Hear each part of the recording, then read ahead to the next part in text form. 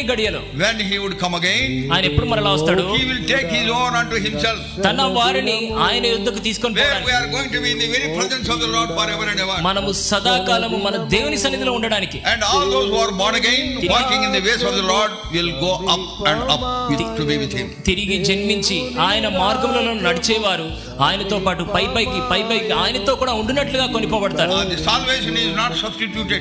రక్షణ అనేది మినహాయింపు కాదు. Every individual has to be born again. ప్రతి వ్యక్తి కూడా తిరిగి జన్మించాలి. Parents are born again. తల్లిదండ్రులు జన్మించింటే that will not give license to the children to go to heaven without being born again. అది పిల్లలు తిరిగి జన్మించకపోయినా కూడా పరలోకంలోకి పోతారులే అని కాదు. You have to be born again. నీవు తిరిగి జన్మించాలి. You may think that I am under the umbrella of Christian family.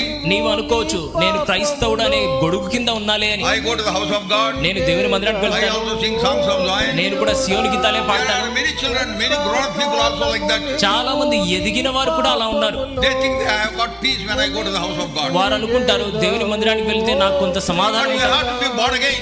అయితే నువ్వు తిరిగి జన్మించాలి. There ought to be a day and time when you have confessed your sins before the Lord. నీ పాపములు ప్రభువు చెంత ఒప్పుకొనిన దినం ఒకటి ఉండాలి. You should have had assurance of sins forgiven. నీ పాపములు క్షమింపబడినవనే నిశ్చయత నీకు ఉండాలి. And also there ought to be fruits of repentance.